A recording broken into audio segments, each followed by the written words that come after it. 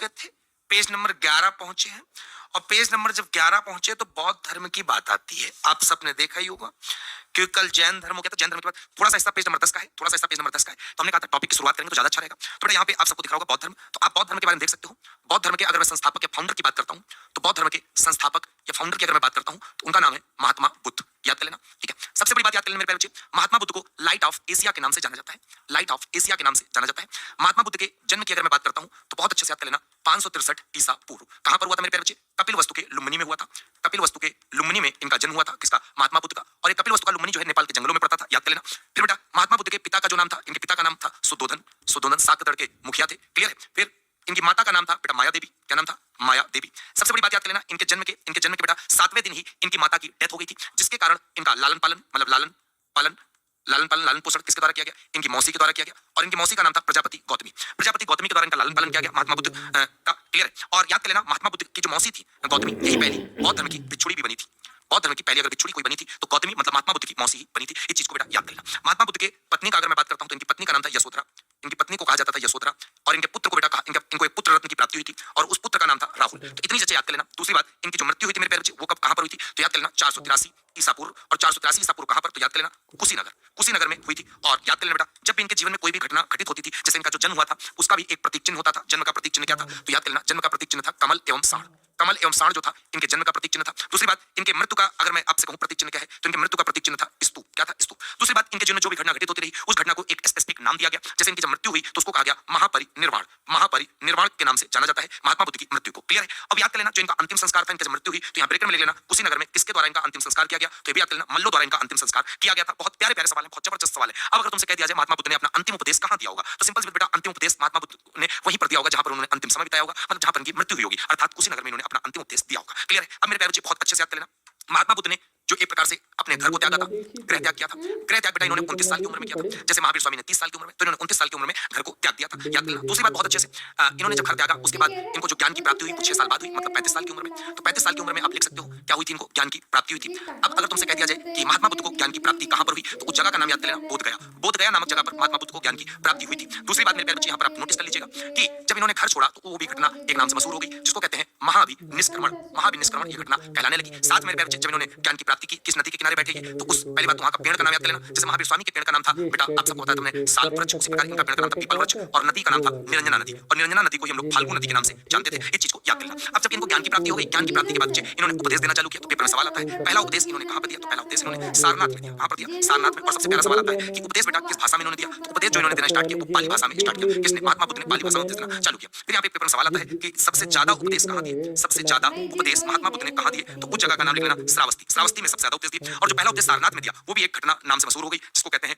धर्मचक्र प्रवर्तन। तो धर्मचक्र प्रवर्तन पहले उपदेश देने की घटना को कहते हैं, घर छोड़ने की घटना को महाविनिष्क्रमण कहते हैं, मृत्यु को महापरिनिर्वाण कहते हैं। तो सारी चीजें आपको बहुत अच्छे से याद कर लेनी है। महात्मा बुद्ध के अगर मैं आपसे कहूं पहले गुरु का नाम बताओ, इनके दो गुरु हुए। पहले गुरु का नाम था अलार कलाम। तो अलार कलाम जो थे तो महात्मा बुद्ध के पहले गुरु थे। फिर महात्मा बुद्ध के अगर मैं सेकंड गुरु की बात करता हूं तो उनका नाम याद करना रुद्रक रामपुत्र। रुद्रक रामपुत्र बेटा ये महात्मा बुद्ध के दूसरे गुरु थे। तो इतनी चीजें आपको बहुत अच्छे से याद कर लेना है, जबरदस्त तरीके से, बेहतरीन। ठीक है। महात्मा बुद्ध का बौद्ध धर्म से रिलेटेड एक प्रकार से आप कह सकते हो कि इनके बौद्ध धर्म से संबंधित प्रमुख त्योहार कौन सा मनाया जाता है? तो बौद्धों का जो सबसे प्रमुख त्योहार होता है, जैसे जैन धर्म में महावीर जयंती होती है, उसी प्रकार इनका जो प्रमुख त्योहार होता है उसको बोलते हैं बैसाख पूर्णिमा। बैसाख पूर्णिमा माना जाता है कि महात्मा बुद्ध का जो जन्म हुआ था, मृत्यु हुई थी और जो उनको ज्ञान की प्राप्ति हुई थी वो एक ही दिन हुई थी। इस वजह से बेटा बहुत अच्छे से याद कर लेना, बैसाख पूर्णिमा इनका प्रमुख त्योहार माना जाता है बौद्धों का। क्लियर हो गई बात? तो आशा करते बच्चे इस प्रकार इतनी चीजें आपको यहाँ पर क्लियर हो गई होंगी, अच्छे से समझ में आ गई होंगी। ठीक है। अब सबसे बड़ी बात क्या, एक प्रकार से जैसे जैन में आपने देखा था कि जैन धर्म के लोग ईश्वर को नहीं मानते थे, आत्मा को मानते थे, पुनर्जन्म को मानते थे। ठीक। लेकिन बौद्ध धर्म में ऐसा क्या सीन था? तो भी मैं तुमको बता दे रहा हूँ। बौद्ध धर्म में तीन चीजें याद कर लेना। बौद्ध धर्म में पहली बात तो बौद्ध भी ईश्वर को नहीं मानते थे। बौद्ध लोग क्या आत्मा मानते थे? आत्माहुति मानते थे? नहीं मानते थे। क्या बौद्ध धर्म लोग पुनर्जन्म को मानते थे? बिल्कुल, बौद्ध धर्म के लोग पुनर्जन्म को मानते थे। और जबकि जैन धर्म में यह सीन था कि जैन धर्म में भी ईश्वर को नहीं मानते थे, लेकिन वो आत्मा को मानते थे और पुनर्जन्म को मानते थे और साथ साथ कर्म पे भरोसा रखते थे, मतलब कर्म को जरूर मानते थे। तो इस प्रकार आपको जितनी चीजें हमने यहाँ पर आपको दी है बहुत जबरदस्त तरीके से। अगर आपसे कह दिया जाए प्रमुख बौद्ध शिक्षा केंद्र कौन कौन से हैं, तो आप यहाँ पे बड़े प्यार से बता सकते हो कि बौद्धों के अगर मैं शिक्षा केंद्रों पर बात करने आ जाऊं, बेटा विक्रमशिला, नालंदा, वल्लभी, उदनपुरी, ये सारे के सारे नाम यहाँ पर लिख लेना। क्या क्या नाम है? सबके आगे विश्वविद्यालय लगा लेना, विक्रमशिला विश्वविद्यालय, वल्लभी विश्वविद्यालय और नालंदा विश्वविद्यालय और उदनपुरी। तो ये सारे के सारे एक प्रकार से क्या है बेटा? विश्वविद्यालयों के नाम है। ठीक है। और यहाँ पर अगर मैं आपसे बात करूं बहुत अच्छे से कि कौन सा है, इसमें एक विश्वविद्यालय है जिसका नाम है वल्लभी। वल्लभी गुजरात में है, बाकी जो नालंदा देख रहे होगे, उदनपुरी देख रहे होगे, विक्रमशिला देख रहे होगे, सब के सब बिहार में, सब के सब बिहार में। ठीक है। हाँ, क्लियर है? क्लियर है? बेटा चश्मा में दिख नहीं रहा है, बस चश्मा में ये मान चलो जो व्हाइट कलर की रोशनी है वो मेरी आंखों पर नहीं पड़ रही। ये आंख जो थोड़ा सा इसमें लाल है, आप देख सकते हो, कैमरे में नहीं दिख रही होगी इतनी प्रॉपर, यहाँ दिख रही होगी, दोनों में आप डिफरेंस देख सकते हो, पूरी प्रॉपर खुल रही, प्रॉपर नहीं खुल रही, और इसमें बहुत सारा पेन है बेटा। लेकिन पेन के बावजूद मैं आपको पढ़ा रहा हूँ, इसलिए पढ़ा रहा हूँ क्योंकि मेरे प्यारे बच्चे, मैं नहीं चाहता कि आप लोग गंदे गंदे कमेंट मुझ पे करें। मैं हमेशा से कोशिश किया हूँ भाई, पढ़ाना है तो पढ़ाना है, लेकिन क्या करें, मेरे साथ ऐसी परिस्थितियां हैं, ऐसी चीजें हैं जो नहीं मैनेज हो पाती। पता नहीं क्या ऐसा लगता है, कुछ मैं जब अच्छा करना स्टार्ट करता हूँ भगवान जी वहाँ पे रास्ता रोक देते हैं और उसकी वजह से बदनाम मैं हो जाता हूँ। ठीक है, मैं तो भाई, ठीक है, मैं तो चाहता हूं कि बच्चों के लिए बहुत सारा सब कुछ कर दूं। तो मेरे प्यारे बच्चों, आप सब बता दूं क्या, एक बोर्ड में हमने आपको जो पूरा ये जो जानकारी आपको दी है ना, ये आप जब ढूंढोगे ना तो भाई सब पूरा पूरा बेहतरीन चीज है। ठीक है, जब इनका जब जन्म हुआ था तो उससे रिलेटेड प्रतीक चिन्ह क्या था, कमल साठ। जब इनकी मृत्यु हुई तो स्तूप, और इन्होंने जब घर को छोड़ा तो घर छोड़ने का जो प्रतीक चिन्ह था उसका नाम था घोड़ा, और इनके जो घोड़े का नाम था वो बेटा होता, उसका नाम हुआ करता था कंथक। याद करना, जो इनको ज्ञान की प्राप्ति हुई तो इनका प्रतीक चिन्ह क्या था, पीपल था। याद करना, जब इन्होंने पहला उपदेश दिया तो उसका प्रतीक चिन्ह था चक्र, ये तब इसका नाम है धर्म चक्र प्रवर्तन। याद करना, और जब इनकी मृत्यु हुई तो उसका नाम था स्तूप। क्लियर है, बहुत प्यारा। नहीं बेटा, आप सब बहुत प्यारा प्यारा कमेंट करते हो जबरदस्त तरीके से, है ना। कह देते हो कि देखो, एक बच्चा मेरा मजाक उड़ा रहा है, टकले पर काला टीका लगा लो। भाई अब टकला भाई आदमी क्या काला टीका लगाने के लिए होता है? भाई स्वास्थ्य नहीं सही है तो सही है भाई, ये तो मैं देख के आया नहीं है ना, इसी वजह से। चल, हाँ, इतनी बात समझ आ गई मेरे प्यारे बच्चे। फिर पेज नंबर 11 में ही कुछ चीजें हैं जो मैं आपको बहुत अच्छे से क्लियर करूंगा, जो पेपर में सवाल आते हैं। तुम भी देखोगे भाई, बहुत तुम्हें क्या लगता है कंटेंट भाई साहब जो हमने तैयार किया है ये क्या तुरंत तैयार हो जाता है? ये मैं खुद बैठ के खुद बनाता हूँ यार, खुद पूरा मेहनत करता हूँ, खुद याद करता हूँ। मैं चाहता हूँ बच्चों को वो चीज दे दो ना पूरा यूट्यूब पे ढूंढे जाके, भाई उनको ऐसा लगे कि भाई ये सब चीजें आज तक ये सीखी नहीं, तुम खुद अभी लगेगा आपको कि भाई क्या पढ़ डाला है, क्या पेपर में आने लगा जल्दी। ठीक है, चलो मेरे प्यारे बच्चे, बौद्ध धर्म में आपको क्या चीज याद करनी है, जो मैं बताऊंगा वो याद करनी है। सबसे पहले तो ये याद कर लो कि बौद्ध धर्म में कितने सत्य होते हैं। तो याद कर लेना, 4 आर्य सत्य होते हैं बौद्ध के। कितने सत्य होते हैं? 4 आर्य सत्य। कौन कौन से? सबसे पहला तो सत्य होता है दुख, दूसरा होता है दुख समुदाय, तीसरा होता है दुख निरोध, चौथा होता है दुख निरोध गामिनी प्रतिपदा। तो ये सारे के सारे एक प्रकार से 4 आर्य सत्य हैं किसके? बौद्ध धर्म के। कल हमने आपको 5 महाव्रत बताए थे जैन धर्म के। कौन कौन से? सत्य, अहिंसा, अस्तेय, अपरिग्रह, ब्रह्मचर्य बताया था आपको बहुत अच्छे से। हाँ ठीक है, हाँ इसके बाद बच्चे, हाँ चलो फिर मेरे प्यारे बच्चे, तो 4 आर्य सत्य याद कर लेना बौद्ध धर्म के। ठीक है, फिर उसके बाद बौद्ध धर्म के देखो ये 3 चीजें।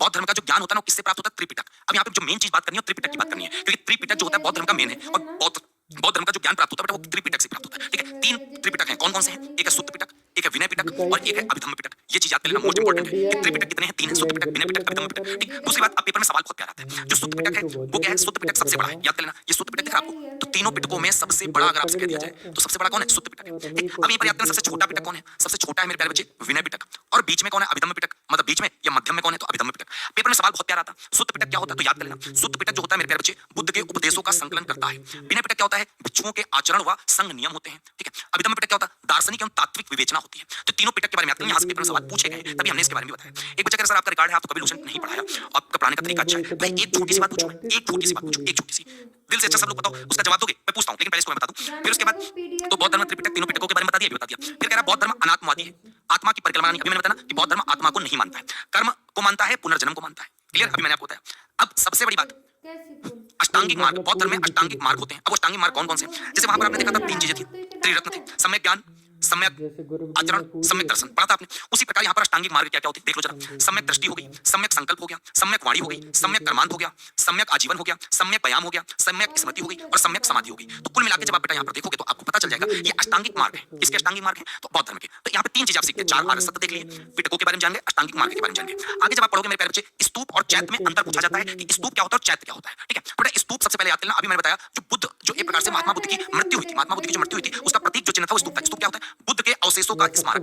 पेपर में सवाल आता है सबसे प्रसिद्ध स्तूपों में कौन कौन है? तो एक सांची स्तूप है और एक सारनाथ स्तूप है। सांची वाला स्तूप सब लोग जानते होंगे एमपी में, और सारनाथ स्तूप मेरे प्यारे बच्चे यूपी में, वाराणसी के पास। क्लियर है? पहला उपदेश बुद्ध ने सारनाथ में दिया था, सबसे ज्यादा उपदेश जो दिया था तो बहुत अच्छे से याद कर लेना मेरे प्यारे बच्चे, श्रावस्ती में दिया था। चैत्य क्या होता है? तो चैत्य वो होता है जो बौद्ध धर्म में पूजा स्थल होता है। जैसे हम लोग हिंदू धर्म में क्या होता है पूजा स्थल, तो आप सबको पता होता है मंदिर होता है, मुस्लिम भाइयों के यहाँ क्या होता है? मस्जिद होती है, सिखों के लिए यहाँ क्या होता है? तो सिख के लिए गुरुद्वारा होता है। ठीक है, उसी प्रकार चैत्य बौद्ध धर्म के पूजा स्थल होते हैं। बिहार क्या होता है? बिहार बेटा भिक्षुओं का निवास होता है। तो चैत्य के बारे में पता चल गया, बिहार के बारे में पता चल गया, स्तूप के बारे में पता चल गया। इतनी बार आपको बात पता चल गई है, चल गई बात पता। अब मेरे प्यारे बच्चे यहाँ पर दिख रहा होगा भारत के प्रमुख बौद्ध मठ। तो भारत के प्रमुख बौद्ध मठों को जान लो जो पेपर में सवाल आते हैं। कौन कौन से आते हैं तो जरा जानते हैं। ठीक है, सबसे पहले तपोमठ। तपोमठ के बारे में आपने सबसे सुना होगा। तपोमठ कहां पर है देख सकते हो आप, तपोमठ और नामग्याल मठ। तपोमठ और नामग्याल मठ ये दोनों के दोनों याद कर लेना मेरे प्यारे बच्चे, हिमाचल प्रदेश में। तपोमठ और नामग्याल मठ कहां पर है? हिमाचल प्रदेश में। याद हो गए? याद हो गए मेरे प्यारे बच्चे। अब सबसे बड़ा पेपर में सवाल आता है लद्दाख में कौन कौन है? तो एक है हेमिस और एक है थिगसे। एक है हेमिस और एक है थिगसे, ये दोनों है लद्दाख में। उसके बाद आता है बेटा, तो बहुत अच्छे से याद कर लेना, तवांग मठ अरुणाचल प्रदेश में। पेपर में सवाल आता जो तवांग मठ है वो भारत का सबसे बड़ा मठ है। सबसे बड़ा मठ भारत का कौन सा है? तो उसका नाम है तवांग मठ। फिर नामड्रेलिंग मठ। नामड्रेलिंग मठ आप सबको दिख रहा होगा कहां पर है? कर्नाटक में है। क्लियर है? बोध गया मठ नाम से क्लियर बेटा कहां पर है? बिहार में। यहीं पर अगर तुमसे कहता रूमटेक मठ कहां पर है? रूमटेक, अगर रूमटेक मठ पूछ लेता कहां पर है? तो रूमटेक मठ मेरे प्यारे बच्चे याद कर लेना सिक्किम में। अब सिक्किम का पेपर में सवाल क्या था वो भी मैं आपको बता रहा हूं। मैंने आपको बताया कि सबसे बड़ा मठ जो भारत में वो है तवांग अरुणाचल प्रदेश में। लेकिन अगर तुमसे कहते सिक्किम राज्य के बारे में बताओ तो सिक्किम राज्य के बारे में एक बात बता दूं, अगर पूरे भारत में तुमसे कह दिया जाए सबसे ज्यादा मठ कहीं पर है तो बेटा वो सिक्किम में है। सबसे ज्यादा अगर मठ कहीं पर है वो कहां पर है? सिक्किम में है। इस प्रश्न को भी आप याद कर लेना। ठीक है, फिर नाम ड्रालिंग तो आपको पता चल गया, लेकिन मिट्रालिंग पता है आपको? मिट्रालिंग कहाँ है? मिट्रालिंग मठ कहाँ है? तो याद कर लेना मेरे प्यारे बच्चे, मिट्रालिंग मठ उत्तराखंड की राजधानी देहरादून में है। उत्तराखंड की राजधानी देहरादून में है, जिसको बोलते हैं मिट्रालिंग। क्लियर है? तो बहुत अच्छे से एक एक सवाल मैंने बता दिया। क्लियर है बच्चे? बहुत प्यारा, जबरदस्त तरीके से। तो मुझे कमेंट करके बता दो क्या भारत के बौद्ध मठ, स्तूप, चैत्य के बारे में आपको पता चल गया? आपको पता चल गया? ठीक है, हाँ। हिंदी को वेटेज ज्यादा है, चलिए 40 नंबर की है। चलिए, एक बच्चा कह रहा आपसे पढ़ने का मतलब है अशोक के आगे कभी कराया नहीं। चलो भाई, ये छोटा सा चैलेंज इनका मैं पूरा कर दूंगा। कब पूरा कर दूंगा? कल ही शायद पूरा हो जाएगा, अशोक खत्म हो जाएगा। ठीक, फिर आप बंद हो जाना, मैं एक एक बच्चे को संतुष्ट कर दूंगा। ठीक, खुश खुश। हाँ, एक ही बार में डीआईवाई से टैनिंग रिमूव करने की बातों से बेवकूफ बनना बंद करो। बेसन कॉफी लगाने से खुश। चलो, हाँ, वेरी गुड। आप सब खुश हो? Very good. चलो मेरे प्यारे बच्चे, इतनी बात आप सबको क्लियर हो गई है? कोई दिक्कत है ये बता दो मुझे। हाँ, चलो, इसके बाद यहाँ पर बौद्ध धर्म आया। अब बौद्ध धर्म में बहुत सारे बिंदु होते हैं जो पेपर में सवाल पूछे जाते हैं। जैसे पहला एक आता है बेटा कि एक प्रकार से बौद्ध संगीतियां हुई। कहाँ पर, कौन सी बौद्ध संगीति हुई है? बौद्ध धर्म का प्रचार प्रसार हुआ है, तो उसके लिए बौद्ध संगीतियां हुई। तो बौद्ध संगीति कौन कौन सी कहाँ पर हुई है? तो याद कर लेना। पहली कहाँ हुई? पहली बौद्ध संगीति हुई है राजगृह में। दूसरी बौद्ध संगीति याद कर लेना कहाँ पर हुई? वैशाली में। तीसरी बौद्ध संगीति कहाँ पर हुई बच्चे? पाटलिपुत्र में। और चौथी जो बौद्ध संगीति हुई वो कहाँ पर हुई? कुंडलवन में। सुन लो, कुंडलवन जो पड़ता है ना, वो जम्मू एंड कश्मीर में पड़ता है, लेकिन बाकी तीनों जो है वो बिहार में पड़ता है। पेपर में सवाल आता है कौन सी बौद्ध संगीति किस राजा के टाइम पर हुई? तो राजगृह वाली मेरे प्यारे बच्चे अजातशत्रु के टाइम पर हुई। ठीक है, और वैशाली वाली मेरे प्यारे बच्चे कालाशोक के टाइम पर हुई। पाटलिपुत्र में जो हुई वो अशोक के टाइम पर हुई। और जो लास्ट वाली हुई वो कुषाण वंश का राजा कनिष्क के टाइम पर हुई। तो ये शासक हो गए। अब शासक के साथ साथ कोई ना कोई इसको कराने का भी काम करता है। वो कौन करता है? तो पहली बौद्ध संगीति किसकी अध्यक्षता में हुई? तो ये अध्यक्ष होते हैं महाकश्यप। दूसरे सबाकामी थे दूसरी बौद्ध संगीति के टाइम पे। तीसरी बौद्ध संगीति के टाइम पर थे मोगलीपुत्र तिस्य थे। और जो चौथी बौद्ध संगीति हुई वो वसुमित्र और अश्वघोष की अध्यक्षता में। तो ये हो गए एक प्रकार से अध्यक्ष, और ये हो गया राजा, ये हो गया स्थान। तो बौद्ध धर्म में 4 संगीतियां हुई। चारों संगीतियों के बारे में हमने आपको इतने विधिवत तरीके से बता दिया कि आप भाई सोच नहीं सकते। ठीक है, हाँ, क्लियर है? चलो, क्लियर हो गई बात मेरे प्यारे बच्चे? बहुत प्यारा। चलो, क्लियर हो गई बात? बेहतरीन। तो इतनी बात आपको समझ आ गई होगी। इसके बाद मेरे प्यारे बच्चे याद कर लेना, बौद्ध धर्म में त्रिरत्न होते हैं। और बौद्ध धर्म में त्रिरत्न कौन कौन से होते हैं? बुद्ध धम्म संघ। बुद्ध धम्म संघ, ये बौद्ध धर्म के त्रिरत्न याद कर लेना। फिर यहीं पे पेपर में सवाल आता है प्रथम बुद्ध मूर्ति निर्माण किसमें हुई? देखो, अगर तुमसे कहा जाए प्रथम बुद्ध की जो मूर्ति निर्माण हुई वो किस शैली में हुई, तो याद कर लेना मथुरा शैली में। मथुरा शैली। फिर तुमसे कहा जाएगा सबसे ज्यादा बुद्ध मूर्ति का निर्माण किस शैली में हुआ? सबसे ज्यादा जो महात्मा बुद्ध की मूर्ति का निर्माण हुआ है वो गंधार शैली में हुआ है। क्लियर है? फिर तुमसे कहा जाएगा विश्व शांति स्तूप कहां पर है? तो विश्व शांति स्तूप है राजगीर। अगर आपसे कह दिया जाए राजगीर कहां पड़ता है, तो राजगीर पड़ता है मेरे प्यारे बच्चे बिहार में। क्लियर है? याद है? अब पेपर में सवाल आता है महात्मा बुद्ध की खड़ी प्रतिमा किसके टाइम पर बनवाई गई? भूमि स्पर्श किसके टाइम पर? तो जो खड़ी प्रतिमा है वो कुषाण काल में बनी है। महात्मा बुद्ध की जो खड़ी प्रतिमा बनाई गई वो बेटा कुषाण काल में। और महात्मा बुद्ध की जो भूमि स्पर्श करती हुई प्रतिमा वो किसके काल में? तो याद करना वो बेटा गुप्त काल में। तो इस प्रकार ये कुछ बिंदु हैं जिनके बारे में आपको ध्यान रखना है, जबरदस्त तरीके से आता है। ठीक, अब एक पेपर में सवाल आता है कि मौर्य वंश का एक राजा था अशोक। क्लियर है? यहाँ पे लिख सकते हो अशोक ने श्रीलंका में बौद्ध धर्म का प्रचार प्रसार करने के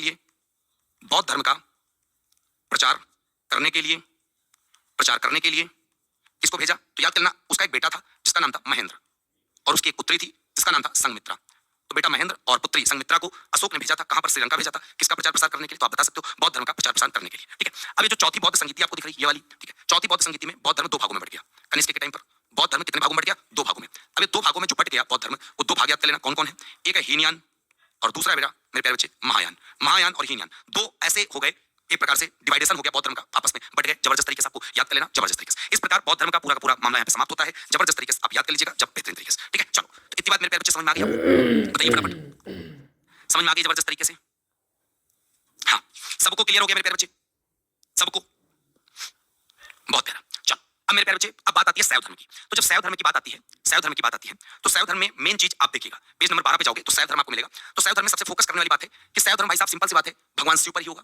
भगवान शिव की पूजा करने वाले लोगों को शैव धर्म के नाम से जाना जाता है। हिंदू धर्म आप कह सकते हो। ठीक है, जबरदस्त तरीके से। अब सबसे इंपॉर्टेंट पहला पॉइंट, शिव पर उपासना पर आधारित जो धर्म है वो शैव धर्म है। शिव को त्रिदेव में प्रमुख स्थान है। त्रिदेव के नाम आप सब जानते होंगे, कौन कौन? ब्रह्मा विष्णु महेश। तो महेश जो बोलते हैं भगवान शिव को बोलते हैं, भगवान शंकर को कहा जाता है, आप सबको पता होगा बहुत अच्छे से।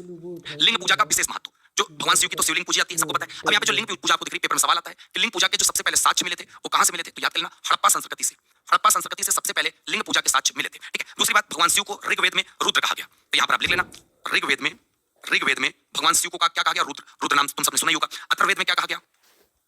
अथर्ववेद में भगवान शिव को भूपति कहा गया, भूपति, और पशुपति कहा गया, पशुपति। भगवान शिव को कहा गया किसमें? अथर्ववेद में, ऋग्वेद में रुद्र कहा गया। याद कर लें बहुत अच्छे से। भगवान शिव की पत्नी का नाम सबको पता होगा, क्या नाम है? पार्वती। ठीक है, पार्वती माता को ही हम लोग उमा भी कहते हैं, गौरी भी कहते हैं, पद्मा भी कहते हैं। ये सब आप नाम जानते होंगे जबरदस्त तरीके से। ठीक है, दूसरी बात, लिंग पूजा से संबंधित जो पुराण है, जो पहला पुराण जहां पे मिलता है कि हाँ लिंग पूजा होती थी, उस पुराण का नाम है मत्स्य पुराण। और पुराणों की संख्या मैंने आपको बताई थी 18 थी, जिनमें सबसे प्राचीन पुराण था मत्स्य पुराण। मत्स्य पुराण में ही पता चलता है भगवान शिव की एक प्रकार से लिंग पूजा, भगवान शिव की जो है लिंग की पूजा किया जाता है। क्लियर है? अब बात आती है शैव संप्रदाय की। तो जब शैव संप्रदाय की बात आती है तो बेटा शैव संप्रदाय की संख्या टोटल मानी गई है 4। कितनी मानी गई है? शैव संप्रदाय की संख्या मानी गई है 4। तो ये सब शैव संप्रदाय लिखे। पहला शैव संप्रदाय पाशुपत संप्रदाय, दूसरा शैव संप्रदाय कपालिक, तीसरा कालामुख और चौथा लिंगायत। तो 4 शैव संप्रदाय हैं, याद कर लेना, बहुत अच्छे से पेपर में पूछा जाता है। ठीक है, अब यहाँ पे सबसे बड़ी बात समझना, सारे शैव संप्रदायों में सबसे, हाँ क्लियर है? चलो, सबसे पहले पाशुपत संप्रदाय है। पेपर में 4 शैव संप्रदायों में सबसे पुराना संप्रदाय अगर आपसे कहा जाए तो बेटा वो पाशुपत है। सबसे पुराना संप्रदाय पाशुपत है। और पाशुपत संप्रदाय के जो अगर आपसे कह दिया जाए मेरे प्यारे बच्चे कौन है पाशुपत संप्रदाय के, यहाँ पर आप कह सकते हो किसके द्वारा पाशुपत संप्रदाय विकसित किया गया था, तो आप जबरदस्त तरीके से बता सकते हो। पाशुपत संप्रदाय जो है मेरे प्यारे बच्चे वो किसके द्वारा विकसित किया गया? वो किया गया लकुलीस के द्वारा।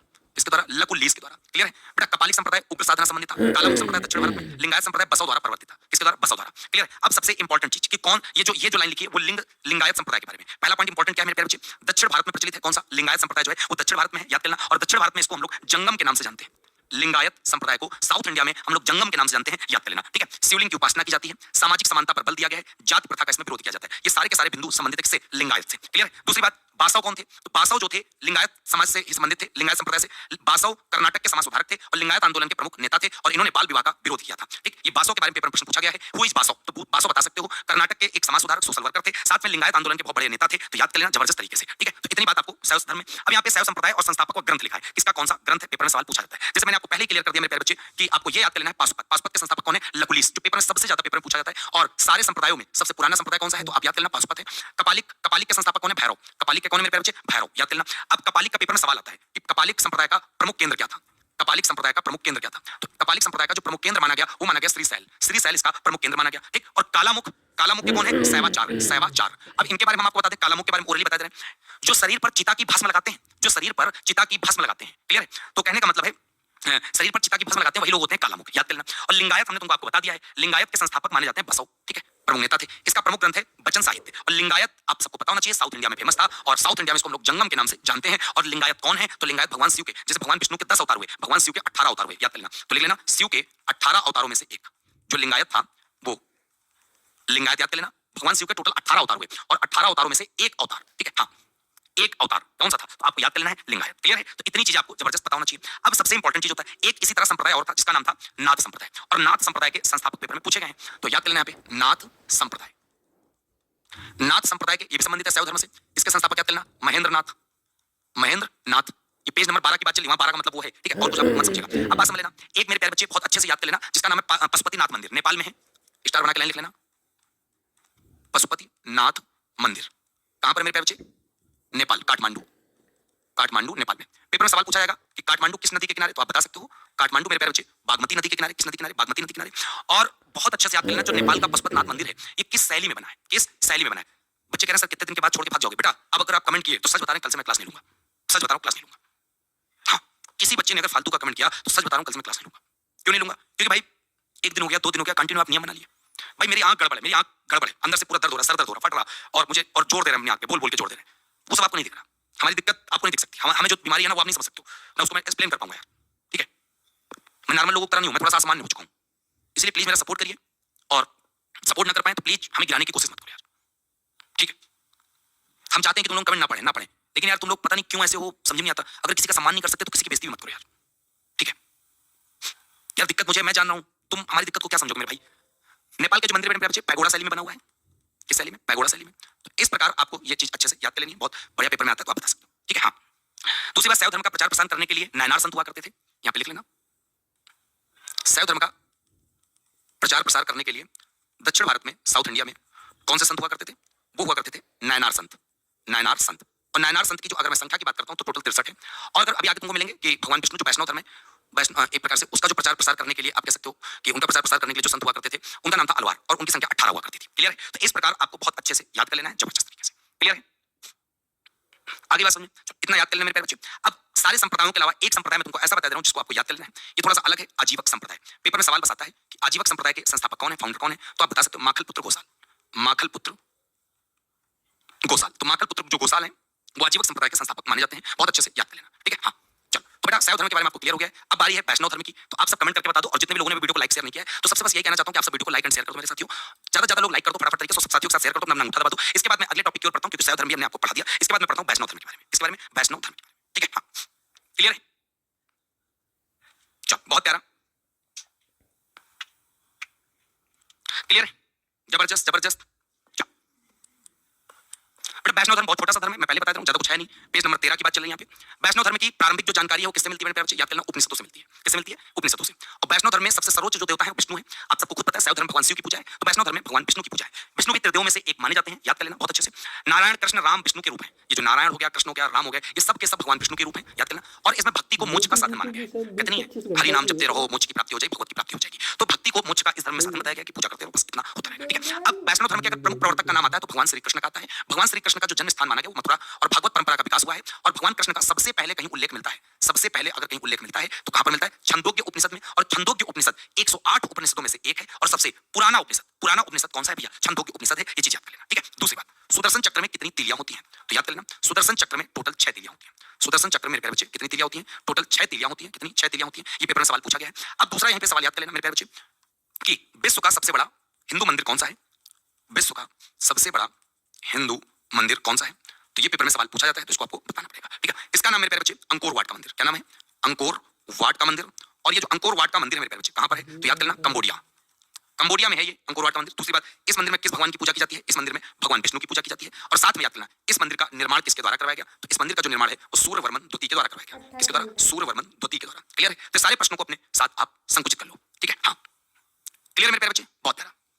चलो मेरे प्यारे बच्चे आगे बात करते हैं। अब बहुत अच्छा पेपर सवाल आता है, भगवान विष्णु के टोटल अवतार बताओ। तो भगवान विष्णु के टोटल आज तक 10 अवतार हुए हैं, मैंने आपको पहले बताया। भगवान शिव के 18 अवतार, भगवान विष्णु के 10 अवतार। और 10 अवतारों में देखोगे सबसे पहले क्रम से लगे हुए हैं। सबसे पहला अवतार देखोगे तो मत्स्य, फिर कूर्म, वाराह है, नरसिंह, वामन है, परशुराम है, राम है, कृष्ण है, बुद्ध, कल्कि है। पेपर में सवाल आता है भगवान विष्णु का अंतिम अवतार कौन सा होगा? तो अंतिम अवतार मेरे प्यारे बच्चे कलि होगा। क्यों? क्योंकि कलयुग को ढहाने का जो काम करेगा वो कल्कि के द्वारा किया जाएगा। ठीक है, जो इस समय हम लोग कलयुग में जी रहे हैं तो कलयुग को भाई साहब समझ में आता है। ठीक है, तो कहने का मतलब है भाई साहब इतनी बात समझ में आ गई। ठीक है, हाँ चलो इतनी बात समझ आ गई। तो ये 10 अवतारों में से सबसे अंतिम अवतार कल्कि माना गया है, जो पेपर में सवाल बहुत अच्छा सा आता है। ठीक है, कुछ अब बहुत अच्छी चीजें इसमें मैं आपको बता दूं क्या? जैसे कुछ संप्रदाय है, जैसे एक माना गया है वैष्णव संप्रदाय जिसके मध्य विशिष्टता है रामानुज के द्वारा।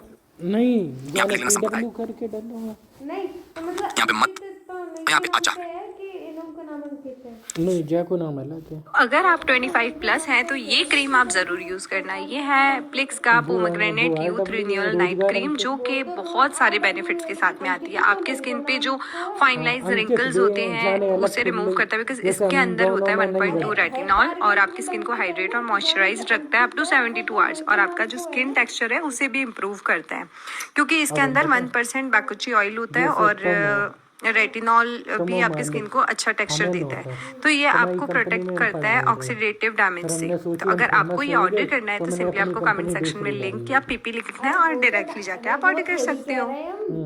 हम ये कह रहे हैं। तो मैंने आपको बताया संप्रदाय, जैसे आपको याद कर लेना है पहले संप्रदाय, फिर मत और उनके जो एक प्रकार से आचार हैं। तो सबसे पहले अगर आप देखोगे वैष्णव संप्रदाय नंबर 1 पे, वैष्णव संप्रदाय इनका क्या मत है? तो आप याद करना विशिष्टा दैत मत है। इसके आचार्य कौन है? इसके आचार्य हैं रामानुज, रामानुज। क्लियर है? फिर उसके बाद ब्रह्म संप्रदाय, अंकित इन्हों को नाम ना अंकित है ना। ब्रह्म संप्रदाय, इसके मत कौन है? इसका मत है द्वैत मत। और इसके आचार्य आनंद तीर्थ। क्या नाम है? आनंद तीर्थ। आनंद तीर्थ इसके आचार्य हैं। क्लियर? तो हो गए, एक वैष्णव संप्रदाय हो गया और दूसरा आपका हो गया ब्रह्म संप्रदाय। तीसरा याद करना रुद्र संप्रदाय, मत याद करना शुद्धादैत। ठीक है, शुद्धादैत। और इसके आचार्य जो माने गए वल्लभाचार्य माने गए, वल्लभाचार्य। ये पेपर में सवाल आते हैं तभी मैंने आपको ये बता दिया। ठीक है, एक लास्ट है सनक संप्रदाय, दैतादैत, निम्बार्क। सनक संप्रदाय, दैतादैत, निम्बार्काचार्य। बस ये 4 संप्रदाय वैष्णव में याद कर लेना, मत याद कर लेना कौन किसका मत है। ठीक है, और जबरदस्त तरीके से क्लियर है। ठीक है, तो वैष्णव धर्म के बारे में यहाँ पर पूरी जानकारी प्राप्त होती है आपको। ठीक, इतना याद कर लेना, बस इतना ही पर्याप्त है। तो आशा करते इतनी बात आपको समझ में आ गई होगी। अब वैष्णव धर्म के बाद हम लोग बात करेंगे आगे आगे तरफ। तो आप सब फटाफट कमेंट करके बता दो जबरदस्त तरीके से। ठीक है, हाँ बेहतरीन, क्लियर मेरे प्यारे बच्चे, जबरदस्त। सबको क्लियर है? क्या बात है भाई, दिल खुश कर देते हो। सब बात मेरे प्यारे बच्चे। लाइक कर दिया सब लोग? लाइक शेयर कर देना भैया। 14 दिन में खत्म हो गई थी। चलो अब बारी आती है इस्लाम धर्म की। इस्लाम धर्म की भाई साहब सबसे इंपॉर्टेंट चीज, ये तो लिखनी है। जो तुमने इस्लाम धर्म के संस्थापक किसे माना जाता है? मोहम्मद साहब को। याद कर लेना, मोहम्मद साहब को किस कबीले का व्यक्ति माना जाता है? इनको माना गया कुरैश कबीला, कुरैश कबीला का माना गया है। फिर मोहम्मद साहब के बारे में याद कर लेना, मोहम्मद साहब का जो जन्म हुआ था 570 ईस्वी में हुआ था। कहां पर हुआ था मेरे प्यारे बच्चे? मक्का में हुआ था। मोहम्मद साहब के पिता का क्या नाम था? मोहम्मद साहब के पिता का नाम था एक बार अब्दुल्ला। पढ़े रहे हो तो हमेशा के मोहम्मद साहब की माता का क्या नाम था? मोहम्मद साहब की माता का नाम था अमीना। नोट्स बनाए मोहम्मद साहब ने एक विधवा से विवाह किया था जिनकी पत्नी का नाम था खदीजा, और मोहम्मद साहब की एक पुत्री थी, पुत्री का नाम था फातिमा, और फातिमा का जिसके साथ विवाह किया मतलब जो दामाद हो गया उसका नाम हो गया अली। क्लियर है? तो इतनी चीज क्लियर होगी। फिर मोहम्मद साहब की जो मृत्यु हुई वो 632 ईस्वी में कहां पर हुई मेरे प्यारे बच्चे? मदीना में। क्लियर? अब इस्लाम धर्म को इन्होंने शुरू किया। इस्लाम धर्म का अगर मैं आपसे कह दूं पवित्र ग्रंथ क्या होता है? इस्लाम धर्म का पवित्र ग्रंथ होता है मेरे प्यारे बच्चे कुरान। पेपर में सवाल आता है जो कुरान होता है वो किस भाषा का ग्रंथ है? तो आपको याद करना है फारसी भाषा का ग्रंथ माना जाता है। कौन? कुरान। याद करना। मोहम्मद साहब को ज्ञान की प्राप्ति कहां पर हुई? तो याद करना मेरे प्यारे बच्चे ज्ञान की प्राप्ति 610 ईस्वी में, और कहां पर हुई? तो याद करना हीरा नामक गुफा में। हीरा नामक गुफा में मोहम्मद साहब को मेरे प्यारे बच्चे ज्ञान की प्राप्ति हुई थी। याद कर लेना। और एक संवत स्टार्ट हुआ था, उस संवत का नाम था हिजरी संवत, और हिजरी संवत किस वर्ष को कहते हैं? 622 ईस्वी में। क्यों? क्योंकि मोहम्मद साहब ने मक्का से मदीना तक यात्रा तय की थी, इसलिए पूरे संवतों में से एक ऐसा संवत है जो इस्लाम का है। ठीक है, तो जिसका नाम है हिजरी संवत। क्लियर है? हाँ, क्लियर है? हाँ, सबसे बढ़िया पीडीएफ बहुत इतनी बात आपको क्लियर हो गई जबरदस्त तरीके से, बेहतरीन। अब मेरे प्यारे बच्चे बहुत अच्छे से, ये फारसी लिपि है मेरे प्यारे बच्चे। कुरान की जो भाषा है उसका नाम है अरबी। क्या नाम है? अरबी। और दूसरी बात बहुत अच्छे से याद करना, मोहम्मद साहब का जो जीवन परिचय लिखा, मतलब जो जीवनी लिखी, वो किसने लिखी? वो लिखी इब्न इसाक ने। इब्न इसाक नामक व्यक्ति ने भैया मोहम्मद साहब की जीवनी को लिखा है, ये भी याद कर लेना। ठीक, मोहम्मद साहब का एक प्रकार से आप कह सकते हो कि मोहम्मद साहब का जो पेपर जो जब जन्म होता है तो जन्म के दिन को ही हम लोग मनाते हैं ईद। जो ईद का त्योहार होता है वो मोहम्मद साहब का जन्म माना जाता है। ठीक, मोहम्मद साहब की मृत्यु के बाद इस्लाम धर्म दो भागों में बढ़ गया, एक बढ़ गया शिया और एक बढ़ गया सुन्नी।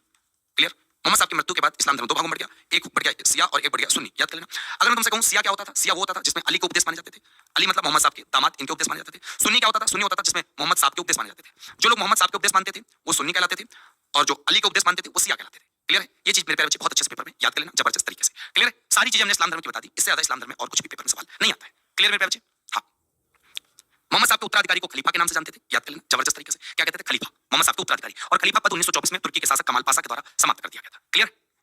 चलो, क्लियर? थोड़ा ये इस्लाम धर्म के बारे में आपको समझ में आ गया होगा। क्लियर मेरे प्यारे बच्चे? बहुत प्यारा। मुहर्रम भी होता, अशूरा भी होता, सबे बारात होता, सबे मिराज होता, सारे होते हैं।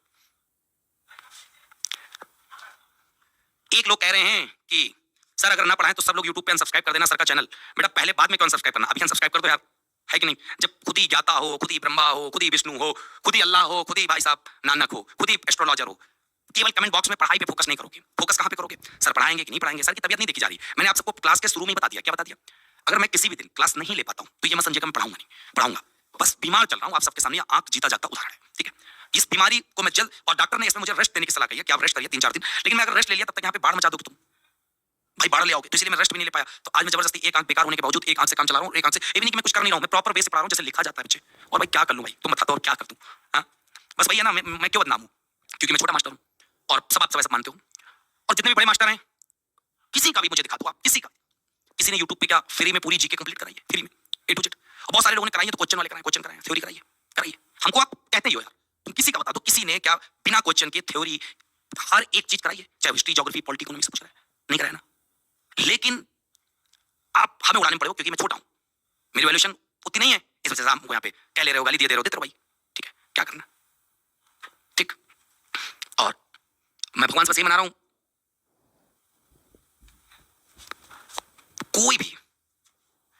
कोई भी एक एग्जांपल दो, दे पाए।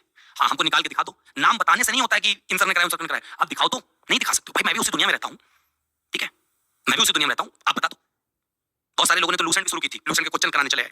हम भी शुरू कर दे, क्वेश्चन करा दे, मजा आएगा आपको? नहीं आएगा ना। तो इसीलिए हर एक विषय पे उंगली नहीं उठाई जाती। ठीक है, चलो मेरे प्यारे बच्चे, आगे आगे है ईसाई धर्म के बारे में। तो जब हम लोग ईसाई धर्म के बारे में समझेंगे तो भाई नादान बालक को क्या जानो भाई, तुमको तो बस कह दिया गया, तुमको उड़ाने पड़े उड़ा लो, जैसे चाहो वैसे उड़ाओ, को क्या। चलो बेटा, ईसाई धर्म के बारे में जब आप समझोगे तो बहुत प्यार से जानोगे। क्या संस्थापक किसे कहा जाता है? ईसा मसीह साहब को कहा जाता है, जीसस क्राइस्ट, याद कर लेना। और ईसा मसीह का जो जन्म माना जाता है वो 4 ईसा पूर्व हटा दो, यहाँ पे लिख देना 0 ईस्वी। जो 0 ईस्वी है ना, तभी बेटा जब इनका जन्म हुआ था तभी स्टार्ट हो गया था ईस्वी, वरना इसके पहले के समय बोलते थे ईसा पूर्व। ठीक है, कहां पर जन्म हुआ था? बेथलेहम में। इनकी माता का क्या नाम था? मरियम। इनके पिता का क्या नाम था? जोसेफ। धार्मिक ग्रंथ क्या होता है? बाइबल। ईश्वर की अवधारणा क्या बताई इन्होंने? एक ईश्वरवाद, मतलब एक ही ईश्वर है बस। त्रिदेव सिद्धांत इनके क्या थे? पिता, पुत्र, पवित्र आत्मा। जैसे बौद्ध धर्म में त्रिरत्न बताया था, उसी प्रकार। ठीक है, मुख्य शिक्षा इन्होंने क्या दी? प्रेम करना, दया करना, करुणा करना, क्षमा करना, त्याग करना। इस धर्म का प्रतीक चिन्ह क्या रहा? क्रॉस। आपने देखा नहीं होगा, ये क्रॉस होता है। ठीक है, उपासना स्थल जो ईसाई धर्म के लोग पूजा करने जाते हैं, चर्च में जाते हैं। धार्मिक नेता को कहते हैं पादरी या पोप, जिसको कैथोलिक के नाम से जानते हैं। क्लियर है? अब मुख्य संप्रदाय क्या होते हैं ईसाई धर्म के? तो 3 होते हैं, कैथोलिक, प्रोटेस्ट, ऑर्थोडॉक्स। पवित्र पर्व क्या होता है ईसाई धर्म का? क्रिसमस 25 दिसंबर और ईस्टर होता है। विश्व में अनुयायी कितने ईसाई धर्म के? लगभग 2 अरब से ज्यादा है। प्रसार क्षेत्र किन किन महाद्वीपों में? यूरोप में बहुत है, अमेरिका में बहुत है, अफ्रीका में बहुत है, ऑस्ट्रेलिया में बहुत है। ठीक है, एशिया में आ जाओगे तो एशिया में आपको इस्लाम धर्म और हिंदू धर्म के बारे में ज्यादा देखने को मिलेगा। अगर मैं आपसे कहूं भारत में इस्लाम धर्म किसकी वजह से आया? तो भारत में 712 ईस्वी में जब मोहम्मद बिन कासिम ने सबसे पहले भारत में आक्रमण किया था तो मुस्लिम आक्रमण कहा जाता था, इसलिए मुस्लिम आक्रमण कहा जाता था। किसने किया था? मोहम्मद बिन कासिम ने 712 में सिंध पर, तब से इस्लाम धर्म की शुरुआत मानी जाती है। तो ये रही बात पूरी ईसाई धर्म की पेज नंबर 14 पे। पेज नंबर 14 के बाद अब यहाँ पर एक धर्म आपको दिख रहा होगा छोटा सा, जिसका नाम है पारसी। क्या दिख रहा है? पारसी। पारसी धर्म का सबसे पहला तो आप याद कर लेना फाउंडर कौन है, बहुत छोटा सा है। पारसी धर्म के फाउंडर कौन है? तो उनका नाम है जरथुष्ट्र। और ये जरथुष्ट्र जो है वो कहाँ के हैं? ईरानी। ईरानी है जरथुष्ट्र, याद कर लेना मेरे प्यारे बच्चे। इनका जो एक प्रकार से ग्रंथ होता है, प्रमुख पारसियों का जो प्रमुख ग्रंथ होता है उसका क्या नाम है? उसका नाम है जेंदम अवेस्ता। पारसी लोग बेटा जो पूजा करने जाते थे, जैसे हिंदू लोग पूजा करने जाते हैं मंदिर, मुस्लिम लोग मस्जिद, उसी प्रकार ये लोग जो पूजा करने जाते थे वो कहाँ पे जाते थे? अग्नि मंदिर। अग्नि मंदिर में बेटा ये लोग पूजा करने जाते थे। कौन? याद करना। इनका जो प्रमुख उत्सव था, प्रमुख जो उत्सव था उसका क्या नाम था? उसका नाम था नौरोज उत्सव। नौरोज उत्सव। और नौरोज उत्सव किसके द्वारा शुरू किया गया? तो नौरोज उत्सव मेरे प्यारे बच्चे बलबन के द्वारा शुरू किया गया। इस चीज को आप याद कर लेना। ठीक, बस पारसी धर्म में से ज्यादा आपको याद करने की आवश्यकता कुछ भी नहीं है मेरे प्यारे बच्चे। क्लियर है? तो आशा करते हैं बात आपको समझ में आ गई होगी जबरदस्त तरीके से। आ गई बात? बहुत। चलो इसके बाद आ जाओ सिकंदर के बारे में। तो सिकंदर के बारे में समझो मेरे प्यारे बच्चे। सिकंदर का भी सवाल बहुत प्यारे प्यारे रहते हैं। तो सिकंदर के बारे में जब आप देखोगे तो पहला पॉइंट क्या है? पूरा नाम इनका सिकंदर था, जिसको बोलते हैं अलेक्जेंडर द ग्रेट। जन्म इनका 356 ईसा पूर्व मैसेडोनिया में हुआ था। इनके पिता का नाम था फिलिप द्वितीय सिकंदर के। इनके गुरु का नाम था अरिस्टोल। इन्होंने जब गद्दी पर बैठे तो 356 ईसा पूर्व था। भारत इन्होंने सबसे पहले आक्रमण 326 ईसा पूर्व में किया और भारत में जो प्रवेश किया वो खैबर दर्रे से किया। खैबर दर्रा जो वर्तमान में मेरे प्यारे बच्चे पाकिस्तान में पड़ता है। कहां पड़ता है? खैबर दर्रा जो वर्तमान में पाकिस्तान में। जिनका प्रमुख युद्ध माना जाता है वो हाइडेस पीस का युद्ध माना जाता है, झेलम नदी किनारे। ठीक है, और याद करना जो ये युद्ध हाइडेस पीस वाला लड़ा था वो किसके साथ लड़ा था? ये लड़ा था राजा पोरस के साथ। राजा पोरस के साथ। और राजा पोरस जो था वो पंजाब का राजा था। राजा पोरस इस युद्ध को हार गया था, सिकंदर जीत गया था। नदी का नाम बहुत आता झेलम नदी। और कल मैं आपको बताया था झेलम नदी का जो प्राचीन नाम था वितस्तता। इसलिए पेपर में 3 नाम से पूछ लेता है कि वितस्तता का युद्ध बता दो या हाइडेस पीस का युद्ध बता दो, तो आंसर वही लगेगा। क्लियर है? याद कर लेना बेटा। ये वीडियो हमारे एप्लीकेशन पर भी मिलेगी। हाँ, जैसे बहुत सारे बच्चे सोच रहे हैं कि हम लाइव नहीं पढ़ेंगे, बाद में पढ़ लेंगे। बेटा कुछ दिन बाद ये सारी वीडियो यूट्यूब की रिकॉर्ड वो प्राइवेट हो जाएगी। ठीक, क्योंकि मैं लाइव मेहनत कर रहा हूं तो आप भी लाइव ही मेहनत करेंगे। ठीक, और रही बात तुमने कहा कि पढ़ाएंगे नहीं, तो अब आप खुद ही देखिएगा, मैं बोलूंगा कुछ नहीं। ठीक है, चलो ये बात क्लियर होगी। सिकंदर के बारे में आगे देखो। पोरस के साथ व्यवहार कैसा था? सम्मान पूर्वक था सिकंदर का। उसने युद्ध जीतने के बाद राज्य वापस भी कर दिया। अंतिम सीमा कौन सी थी? ब्यास नदी। सेना ने आगे बढ़ने से मना कर दिया। सिकंदर जब वापस लौटा, सिकंदर जब आगे बढ़ना चाहता तो ब्यास नदी रास्ते में पड़ी थी। सेना ने कहा आगे नहीं बढ़ेंगे, तो उसने भारत से यूटर्न ले लिया 325 ईसा पूर्व में। और जब वापस चला गया तो 323 में बेबीलोन में उसकी मृत्यु हो गई थी। और मृत्यु का कारण बेटा बताया जाता है, जहां तक संभावना होती है, बुखार मतलब ज्वर आया था। उपनाम इसका विश्व विजेता कहा जाता है। इसने पूरे विश्व को जीता हुआ था। महत्व क्या था? भारत और यूनान के बीच में सांस्कृतिक संपर्क स्थापित हो गए थे सिकंदर के आक्रमण से। अब यहाँ पे पेपर में सवाल आता है सिकंदर का सेनापति का क्या नाम था? सिकंदर के जो सेनापति का नाम था उसका नाम था सेलुकस निकेटर। तो सेलुकस निकेटर जो था वो सिकंदर के सेनापति का नाम था। याद करना। सिकंदर के एक पेपर सवाल आता है कि सिकंदर का जल सेनापति का क्या नाम था? सिकंदर के जल सेनापति का क्या नाम था? तो सिकंदर के जो जल सेनापति का नाम था वो था निर्याकस। क्या नाम था? निर्याकस। याद कर लेना। क्लियर है? चलो नेक्स्ट। अब जब मगध राज्य का उत्कर्ष, तो जब मगध राज्य का उत्कर्ष हम आपको बताते हैं तो आपको बताया था मगध जो था वो 16 महाजनपदों में से एक महाजनपद माना गया था। ठीक है, मगध पर सबसे पहले अगर किसी ने शासन किया वो क्या? बृहदत्त वंश ने। बृहदत्त वंश ने। याद कर लेना। और बृहदत्त वंश का अगर मैं संस्थापक फाउंडर की बात करता हूं तो खुद ऑलरेडी बृहदत्त ही था। कौन था? बृहदत्त ही खुद था। क्लियर? याद करना। बृहदत्त पहला वंश। बृहदत्त में इसके ज्यादा अलावा कुछ याद नहीं करना। बृहदत्त वंश के बाद दूसरे नंबर पे जो मगध पर शासन हुआ उसका नाम था हर्यक वंश। याद करना। दूसरे नंबर में लिखते इसलिए हर्यक वंश का अगर मैं आपसे कहूं संस्थापक के नाम बताओ तो संस्थापक का नाम था बिंबिसार। क्या नाम था? बिंबिसार। याद करना। बिंबिसार ने जो अपनी राजधानी बनाई थी वो गिरिब्रज बनाई थी। कैपिटल क्या बनाई थी? गिरिब्रज। गिरिब्रज। क्लियर है? बिंबिसार का उपनाम जो था वो था स्रणिक। क्या था? स्रणिक। और इसने जो साम्राज्य का विस्तार किया वो वैवाहिक संबंध स्थापित करके किया। याद करना। इसने जो साम्राज्य का विस्तार किया वो कैसे किया? वैवाहिक संबंध स्थापित करके। मतलब जहां जहां विवाह मारता जाएगा वहां से इसको सुरक्षा मिलती जाएगी। तो इस प्रकार से अपने साम्राज्य का विस्तार किया। किसने? बिंबिसार ने। अब सबसे बड़ी बात याद कर लेना, बिंबिसार का एक राजवैद्य होता था जिसको लोग जीवक के नाम से जानते हैं। जीवक का काम तब आया था, हमने आपको बताया था, जब एक वो थे, क्या नाम है, अवंती के राजा थे, चंडप्रतोद पीलिया रोग से पीड़ित थे, तो बिंबिसार ने उनकी सहायता करने के लिए अपने प्रसिद्ध राजा जीवक को भेजा था। तो ये चीज याद करना। बिंबिसार के बाद अगला जो यहाँ पे गद्दी पे शासक बैठा था हर्यक वंश का, उस शासक का नाम था अजातशत्रु। क्या नाम था? अजातशत्रु। और अजातशत्रु जो था वो अपना उपनाम कुड़िक कहता था। क्या कहता था? कुड़िक कहा करता था। और अजातशत्रु के बारे में मैंने आपको बताया कि अजातशत्रु के टाइम पे ही पहली बौद्ध संगीति हुई थी। पहली बौद्ध संगीति हुई थी। और अजातशत्रु ने जो हासिल की थी सत्ता वो कैसे हासिल की थी? इसने अपने पिता की हत्या कर दी थी और इसके बाद भी पिता के लोग हत्या करेंगे, इसलिए हर्यक वंश को पितृ हत्या वंश के नाम से जाना जाएगा। किस नाम से जाना जाएगा? पितृ हत्या वंश। ठीक, अजातशत्रु में इतना याद करना। अजातशत्रु ने 2 शस्त्र चलाने सीखे थे। एक का नाम था रथ मूसल और एक का नाम था महाशिला कंटक। तो महाशिला कंटक और दूसरा याद करना मेरे प्यारे बच्चे रथ मूसल, ये दोनों के दोनों शस्त्र अजातशत्रु के द्वारा शुरू किए गए थे। अजातशत्रु के बाद जो अगला यहाँ पे शासक हर्यक वंश का बैठा उसका नाम था उदयन। और उदयन का पेपर में सवाल बहुत प्यारा आता है। क्या आता है? उदयन ने स्थापना की थी किसकी? पाटलिपुत्र की। जो पेपर में सवाल आता है पाटलिपुत्र की स्थापना। पाटलिपुत्र की स्थापना किसके द्वारा की गई थी? तो याद उदयन द्वारा। प्लस याद कर लेना उदयन ने जैसे ही पाटलिपुत्र को बनाया तो पाटलिपुत्र को मगध की राजधानी बना दी। किसने? इसने। ठीक है, और याद कर लेना हर्यक वंश का अगर आपसे कह दिया जाए अंतिम शासक बताओ तो उदयन के 4 बेटे थे। उन्हीं में से एक बेटा था जिसका नाम था नागदशक। तो नागदशक ही हर्यक वंश का अंतिम राजा बन गया। इस प्रकार हर्यक वंश समाप्त हो जाता है। उदयन ने अपने पिता अजातशत्रु की हत्या की थी, अजातशत्रु ने अपने पिता बिंबिसार को हत्या की थी। क्लियर है? तो कुल मिलाकर सारे प्रश्न आपको यहाँ पर क्लियर हो गए होंगे। इसके बाद मेरे प्यारे बच्चे बहुत अच्छे से याद कर लेना। क्या? हाँ, जबरदस्त। चलो इसके बाद जो अगला 2 वंश हो गए। 3 नंबर पे जो यहाँ पे वंश आएगा उसका नाम है शिशुनाग वंश। शिशुनाग वंश। और शिशु नागवंश में याद करें मेरे प्यारे बच्चे कि शिशु नागवंश का पेपर में सवाल क्या क्या बनेगा आपका। तो शिशु नागवंश का सबसे पहला सवाल बनेगा कि शिशु नागवंश के संस्थापक कौन थे। तो मगध पर ही चला तो इसके संस्थापक थे शिशु नाग ऑलरेडी थे। और शिशु नागवंश की राजधानी शिशुनाग ने क्या बनाई थी बच्चे, वैशाली को बनाया था, याद करना बहुत अच्छे से। ठीक, 2 सवाल। और शिशुनाग के बाद यहाँ पे जो अगला शासक बैठा गद्दी पर शिशुनाग वंश के अंतर्गत, उसका नाम था कालाशोक। क्या नाम था, कालाशोक। कालाशोक के टाइम पर याद करना दूसरी बौद्ध संगीति हुई थी और इसने कालाशोक ने क्या किया, जो राजधानी कैपिटल थी वैशाली बन चुकी थी तो वैशाली से पुनः पाटलिपुत्र कर दी, वैशाली से पुनः पाटलिपुत्र राजधानी बना दी किसने, कालाशोक ने। फिर शिशुनाग का अंतिम शासक याद कर लेना, उसका नाम था नंदीवर्धन। शिशुनाग वंश का अंतिम शासक का नाम था नंदीवर्धन, याद कर लेना। ठीक, इस प्रकार से शिशुनाग वंश भी यहाँ पर समाप्त हो जाता है। क्लियर, बहुत प्यारा। आगे बात समझ में। भाई एक गलती मैं भी कर चुका हूँ, सोचा बाइक ले लूं ईएमआई पे, ईएमआई छोटी लग रही थी, सिर्फ 2500 रुपए महीने की। मैं क्लियर, बहुत प्यारा। आगे बात समझ में। जबरदस्त जबरदस्त। चलो इसके बाद मेरे प्यारे बच्चे मगध राज्य में अगला वंश 4 नंबर पे आएगा जिसको बोलते हैं नंद वंश। और नंद वंश का फाउंडर जो था उसका नाम था महापद्मनंद। महापद्मनंद, और महापद्मनंद जो था वो प्रथम सूत्र शासक था, प्रथम सूत्र शासक। दूसरी बात, महापद्मनंद की जो उपाधियां थी, टाइटल, वो कौन कौन सी थी, एकराट, भार्गव, सर्वछत्रांतक, ये सब की सब उपाधियां थी किसकी, महापद्मनंद की। याद कर लेना, बहुत अच्छे से जबरदस्त सवाल आता है। ठीक, महापद्मनंद के बाद अगला जो राजा गद्दी पर बैठा नंद वंश का, उसका नाम था घनानंद। बहुत ही लोभी प्रवृत्ति का था और याद कर लेना ये अंतिम था। ठीक, घनानंद के दरबार में ही बेटा कौन रहा करते थे, चाणक्य रहा करते थे। चाणक्य की इन्होंने बेइज्जती कर दी थी किसने, घनानंद ने। याद करना, घनानंद के समय ही भारत में किसने आक्रमण किया था, तो याद कर लेना सिकंदर का आक्रमण किसके टाइम पर हुआ था, घनानंद के टाइम पर हुआ था। ये भी याद कर लेना जबरदस्त तरीके से। तो चाणक्य की बेइज्जती कर दी थी, चाणक्य चले गए थे, चंद्र मौर्य के साथ मिले, चंद्र मौर्य के साथ मिलकर इनके साम्राज्य को इन्होंने उखाड़ फेंका था। क्लियर है, तो इस प्रकार मगध का काम भी समाप्त हो गया। इस प्रकार बच्चे अगला जो टॉपिक आएगा वो आएगा मौर्य साम्राज्य। लेकिन आप जब 15 नंबर पेज देखोगे तो वहाँ पे मौर्य साम्राज्य पूरा भी कंप्लीट नहीं है, वहाँ पे अशोक तक ही सीमित है। तो इसीलिए मतलब बिंदुसार ही, तो मौर्य साम्राज्य, परेशान न होना, आज आंख में दर्द थोड़ा ज्यादा है, मैंने सोचा क्लास ले लिया है तो आगे पीछे करके मैं आपका वहीं से चालू कर दूंगा मौर्य साम्राज्य से अगली क्लास में। ठीक है, तो मौर्य साम्राज्य से आगे तक पहुंच जाएंगे लोग। फिर यहाँ पे हम लोग फटाफट क्वेश्चन लगा लेते हैं, क्या क्या क्वेश्चन है। ठीक है, पहला क्वेश्चन आपके सबके सामने, बौद्ध धर्म के त्रिरत्न कौन कौन से हैं, तो बुद्ध, धम्म और संघ। क्लियर है, बी ऑप्शन बता सकते हो। इसके बाद अगला सवाल, बौद्ध धर्म के अनुसार दुख का मुख्य कारण क्या है, तो दुख का मुख्य कारण जो बौद्ध धर्म के अनुसार है वो तृष्णा, डिजायर, इच्छा होना। बौद्ध धर्म में अष्टांगिक मार्ग का उद्देश्य क्या है, तो अष्टांगिक मार्ग का उद्देश्य है बेटा मोक्ष प्राप्ति। अगला, किस बौद्ध संगीत के बाद बौद्ध धर्म हीनयान और महायान में बढ़ गया था, चतुर्थ बौद्ध संगीत में। महायान बौद्ध धर्म की प्रमुख विशेषता क्या है, तो महायान बौद्ध धर्म की प्रमुख विशेषता क्या बच्चे, तो याद कर लेना बुद्ध को ईश्वर और अवतार मानना। ठीक है, हाँ, तो महायान के बारे में ये चीज याद कर लेना जबरदस्त तरीके से। इतनी चीजें आपको क्लियर हो गई होंगी। हाँ, जो महायान होता था वो दूसरों का कल्याण करते थे, ठीक है, और जो हीनयान होता था वो स्वयं का कल्याण करते थे। तो महायान का क्या सवाल हो जाएगा, तो याद कर लेना बुद्ध को केवल महान शिक्षक नहीं, ये वाला।